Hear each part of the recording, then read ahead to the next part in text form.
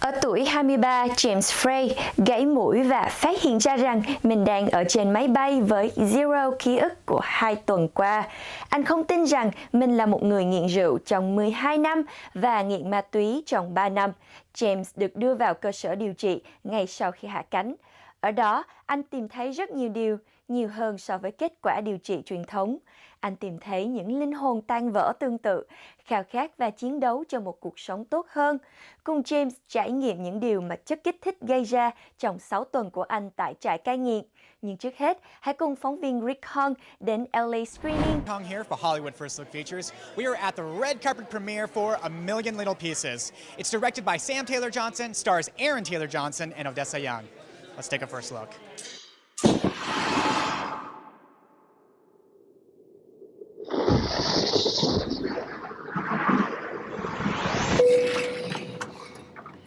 Where am I going?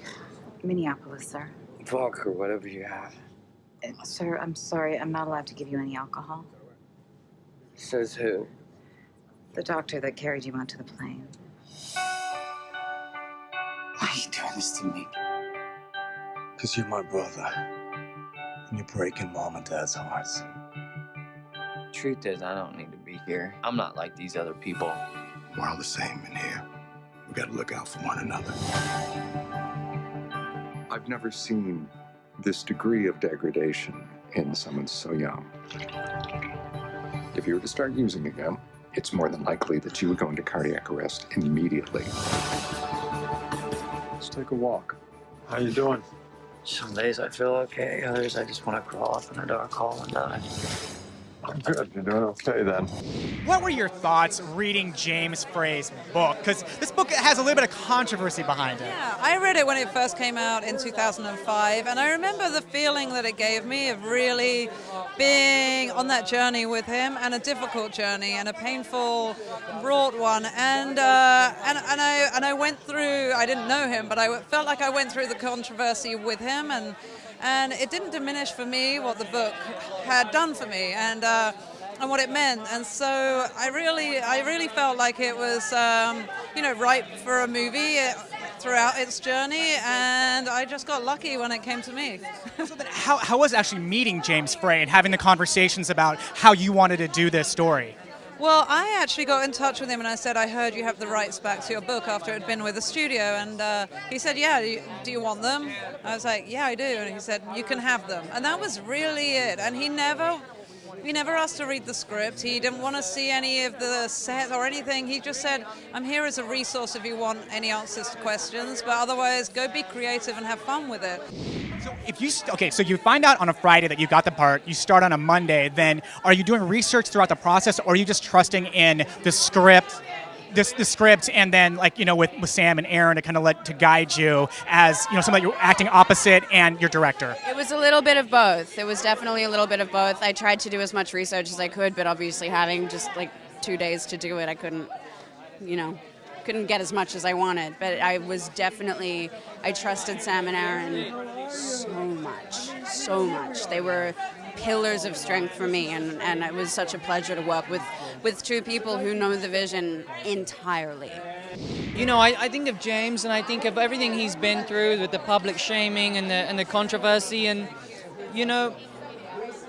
we're all human, we've all made mistakes, and I think when you're dealing with a character with addiction, who's battling with addiction and trying to come back from that, the shame is so deep that you never feel like you can see light at the end of the tunnel. And that opening shot, you needed to see the depths of my despair and the vulnerability. And yeah, it's exposing. But But I think James Frey was exposed. And I feel like he's 26 years sober today. And he battles with it day by day. And I think just that alone, people can empathize with that struggle. So I was wondering, what were your thoughts when you first read the book? I don't know if Sam read it before you did, or if you'd had, and just kind of your thoughts after reading it. Mm-hmm. Sam had read it first, and it was something she always wanted to do, and she always thought I'd be a good James. And so serendipity was that it came around 10 years later, and we was able to claim it as ours and be creators on it early and work on it. when I read it, it's such a beautiful book. I mean, he's such a fantastic writer. He's able to articulate what he feels, internalize that fury and pain. And we kind of did an interpretation of that in a sort of physical, expressionistic style of like contemporary dance in a way. It was great to collaborate on this. And Thank you so much for watching. Until next time, I'm Rick Hong, and you've been watching Hollywood First Look Features. As soon as you realize that there is no choice, there's a choice. I'm not an addict. I'm not an addict. You don't have the balls to face it. That's what I think. So you do have life left in you. You can win this thing. You can't. Yeah, you can. You don't have to do this alone. No, we could get thrown out for doing this. A second of freedom is worth more than a lifetime of bondage. I'm just scared.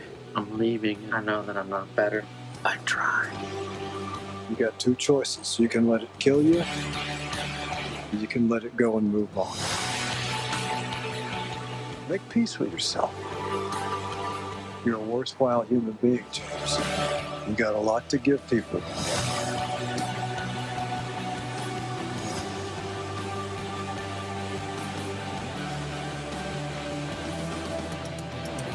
God damn, that'll make a gorilla shit the treehouse. I'm glad I could be of service. Giải thưởng phim Independent Spirit Awards lần thứ 35 vinh danh những bộ phim độc lập hay nhất của năm 2019. Ra mắt phim Independent vào ngày 8 tháng 2 năm 2020, phóng viên Sari Cohen của chúng ta đã có được các đề cử được công bố bởi nữ diễn viên Sari và Natasha Lyonne. Hey everybody, I'm Sari Cohen and we are here at the Line LA getting a look at the nominees of this year's Film Independent Spirit Awards. Let's take a first look. Now in its 35th year, the Film Independent Spirit Awards is an annual celebration honoring artist-driven films made with an economy of means by filmmakers whose films embody independence and originality. The Spirit Awards recognizes the achievements of American independent filmmakers and promotes the finest independent films of the year to a wider audience. This is without a doubt one of the most exciting days of the year for us, for all of us at Film Independent. For the last several months, our nominating committees have been watching and debating a record number of submissions. We had over 500 films that were eligible this year to come up with today's nominations, and today we get to spill the beans. You joined this team in 2012. Yes. And you've seen some exponential growth through then. What is your magic touch? I don't know what my magic touch is, but I can tell you that as tough as the film industry is, and we hear so much about how things are changing and film is hard, what I've seen is really exponential growth of interest and the audience for independent film, interest to people who care about great filmmaking. They may not even call it independent film, but people are looking for more than the studio franchises and the superhero stuff. They really are. Our membership has, in the last 5 years, our membership has more than doubled. And people are joining because they care about great filmmaking, great storytelling. And by becoming a member of Film Independent, you get to vote on the Spirit Awards. You get screeners, you get access to watch all the films, and then you get to be part of the community that votes. So I think that's really what has driven a lot of why people are joining and why this community is growing. Our first presenter can be seen in Atlanta, The Joker, and Deadpool 2. Our second presenter is the Emmy-nominated actress, executive producer, co-creator, director, and star of Russian Doll. Please help me welcome the wonderful Zazie Beetz and Natasha Lyonne. The 2020 Film Independent Spirit Award nominees in the category of Best Supporting Female are Jennifer Lopez, Hustlers, Taylor Russell, Waves, Zhao Shuzhen, The Farewell, Lauren Lolo Spencer, Give Me Liberty, and Octavia Spencer, Loose. The nominees in the category of Best Supporting Male are Willem Dafoe, The Lighthouse, Noah Jupe, Honey Boy, Shia LaBeouf, Honey Boy, Jonathan Majors, The Last Black Man in San Francisco, Wendell Pierce, Burning Cane. When you're not making movies, what kind of movies are you watching? I tend to really watch, I think, old movies. I love dead people. It's one of my favorite people, dead. And so Yeah, anything featuring anyone dead, directed by anyone dead, written by dead people. That's really my sweet spot. Yes, thank you. I love that. It's like keeping the spirit alive, literally. Yeah. It's yes, and then it's just about the work. It's not about the, in this. I'd like to work with Orson Welles. Tech on a veil. You know what I mean? Just ask you your favorites. What are you feeling? What are you feeling for? Okay. I love The Lighthouse so much. I think Willem and Robert did an amazing job. Truly, I was just so inspired. And obviously Robert Eggers, I think you can see his growth, and I love his leaning into sort of this fabled world, and I think it's just wonderful. I think the Honey Boy is wonderful. Noah Jupe is so fantastic. He's also like British, by the way, which I don't think people realize. And he's like 12 and does a perfect American accent. Well, he's older now, but and I think just Shia sort of opening up and telling his story, it must have been a really, I know the producer on that actually, it was a really, I think a vulnerable process for him, and I think as a creator, it's great to see like opening up and showing yourself and sharing yourself with the world in a way that makes you feel comfortable and safe is I think wonderful, and is I think important, and we see here today like it resonates with people, and so yeah, I'd say those two are off the top of my head my favorites. What trends in particular are you seeing this year with the films that were nominated? Well, this year I feel like there's such diversity to the work. It's hard to identify a single trend, but what excites me, when I look at the whole list of nominees, what excites me is you have these like, more veteran filmmakers like Terrence Malick or Bong Joon-ho or Noah Baumbach coming, and they're back with some of their best work ever. And then you have these complete emerging filmmakers who you see represented at the Cassavetes, their best first feature, really incredible fresh voices. And seeing that mix of the veterans and the up-and-comers is what it's so distinctive to the Spirit Awards, and what really sets it apart from other award shows. What is your personal hope for the future of independent filmmaking? I feel like this is a really exciting moment for independent film, and it's becoming more and more international. What I am excited to see, because it's becoming easier to make films, and with the online platforms, it's easier to share films. I mean, globally, you can reach a global audience. So I think when filmmakers are starting out now, they shouldn't just think about, the indie art house audience that you might have referenced 10 or 15 years ago. Now the audience really should be the world. And that's the latest on the Spirit Awards. I'm Sari Cohen. See you next time. Vào năm 1862, phi công khinh khí cầu Amelia Rent do Felicity Jones thủ vai táo bạo hợp tác với nhà khí tượng học tiên phong James Geiger do Eddie Redmayne thủ vai để nâng cao kiến thức của con người về thời tiết và bay cao hơn bất kỳ ai trong lịch sử. Hành trình của họ đã đến tận cùng của sự tồn tại. Họ phải đối mặt với những thử thách về thể chất và cảm xúc trong luồng không khí loãng, và chuyến đi trở thành một cuộc chiến sinh tồn. Xin mời quý vị tìm hiểu thêm về The Aeronauts với Director-Producer Tom Harper, Producer Todd Lieberman và re-recording mixer Lee Walpole.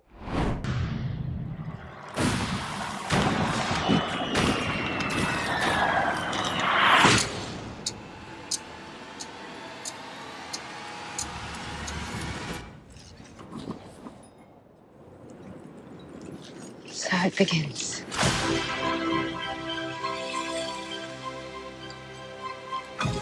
Don't you wish to be up there with them? Some reach for the stars. Some push others towards them. We're about to get wet. Is this balloon not the strongest it's ever been? Even so, it can't fight the weather. Oh, God! I have a feeling they're not coming back. We're travelling into an unknown. Stay alive. From the beginning, we always wanted the film to feel as real as possible, and so the starting point was, okay, well, how much of it can we do for real? So we looked into building a balloon, and turns out we could build a period-accurate 19th century gas balloon, and we thought, okay, well, can we fly it? We could. Can we put our acts in it? We did. So we sort of took it step by step, and much of the film is shot for real with actors in a basket 3,000 feet above the British countryside. But then there were some other sections, of course, that we couldn't do for real. So, but we were able to draw from our experiences from the real flights, and when we did do it in a studio with green screen or blue screen, it made it all the more real because we had done that. We're always looking for challenges, technically, stories that we haven't told before, stories where you can leave the theater or the viewing experience feeling better than you did when you walked into it. And the Aeronauts kind of fulfilled all those things. We had worked with a phenomenal writer named Jack Thorne on a movie called Wonder. And Jack Thorne and Tom Harper, who is our co-producer on this and director, had collaborated for years on many projects together. And they were conspiring on this adventure story that inspired by an actual balloon flight that took place in 1862. So when Tom told us about the story, we fell in love with the auspices, we fell in love with, what the story would be about and kind of the emotional connection to it, but really also how in the world are we going to accomplish this technically? For years, wanted to do a movie that told an epic story in a confined space. And because I think it's so interesting if you can tell this epic kind of adventure story, but you're doing it in a small. What are the dimensions of the balloon? The basket is. Yeah, I mean it's an incredible accomplishment if you can pull it off. The sound to me almost felt like it was another character in the balloon with them. And absolutely, and that was what we were trying to do, is give the balloon its own voice. And then the voice had to change according to what the balloon was being hit with at any given point. So telling that story of we've just taken off all as well, and then you hit the storm and it takes a severe beating, and then the character of the balloon changes beyond that, and then the balloon eventually ascends to a height of 36,000 feet. And so by that point, the gentle sort of fabric squish above your head becomes straining and pulling, and all the lines are kind of going as the balloon expands. And so there's all this stuff going on that you're not even seeing, but it's kind of telling you the stuff's happening before you get the first shot, and before they register that the balloon's actually expanding. We've already kind of sowed the seeds for it. Tell me a little bit about working with Eddie Redmayne and Felicity Jones. What was that like? They are wonderful people and fantastic actors, and they obviously had a great relationship before coming onto this movie, and they were very generous in sort of folding me into that relationship. They sort of dare each other to take risks, and they inspire each other, so it's very sort of inspiring for me to be around them as they kind of and to work with them in kind of creating these characters and delivering these performances. Do you think there's like an overall moral to the story? I don't know about an overall moral, but I do think there are themes within it that I find very inspiring. You know, the extreme lengths that people will go to in pursuit of knowledge, and the amazing things that humans can achieve when we put our minds to it. There is lots in the world that is. We face many challenges, and I think that cinema often explores what those challenges are and some of the terrible things we can do as humans, but it's also important to remind ourselves of the wonderful things we can achieve. And I wanted to make a film that kind of was a sort of celebratory film about humans and humanity, because I think we are, as well as being terrible sometimes, can also be wonderful. The film is released in the US on December the 6th, and then on Amazon Prime 2 weeks after that.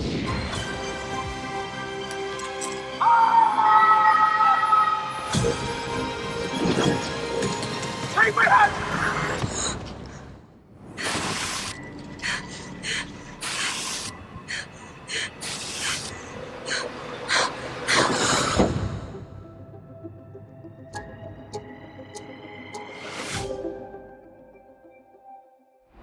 Jumanji The Next Level sẽ phát hành vào tuần tới, và tôi sẽ để lại cho quý vị một cái nhìn đầu tiên, a first look at Awkward Fina, nói về vai diễn của cô ấy có tên là Ming. It's incredible, and I think that when you're a kid growing up in this country, when I grew up, Jumanji is one of those things that it's a part of your culture. It's just a part of everything. And so when I realized that, like, the chance to be a part of this, it was incredible. So yeah, really, really happy. I still can't believe I'm here. I still think it's like a really long-running prank, you know, just like this really complicated prank that someone's playing on me. There's something about being put to the test where the best parts of you come out in the face of your insecurities, which is why I can relate to a lot of the characters, and you know, specifically Spencer and Martha. I think that with Martha, she represents every girl, right? Someone who was unsure of themselves at a very specific time of their youth, that when you try and you realize you can be confident, you have that. I think that message is really powerful and it resonates with people. Whenever I pick roles in anything that I do, and I'm fairly new to this game, I always want to challenge myself. And I think that this movie challenged me in a way that wasn't so much that it was so difficult that I hated it. It was that I never thought that I could do stuff that this character is doing. And so to be able to trust everyone around me, believing in me, and then to believe in myself, and then to actually execute it, it makes me feel really good. So I think that was cool. I never thought, like my first day here, they had me up on a rope. I was like swinging.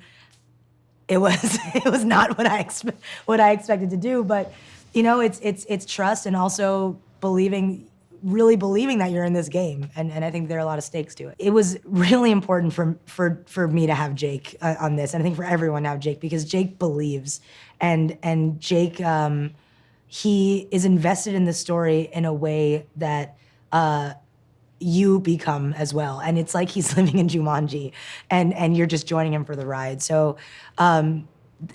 Jake's belief and passion for telling the story and of the world, it really does make you like a little kid and believe in it too. So yeah, I mean, it's incredible working with him, and he's the kind of director that is very open to hearing what the actor can do as well. He's open to having you kind of free swim, and he trusts his actors, and I think that's a really important relationship to have with the director.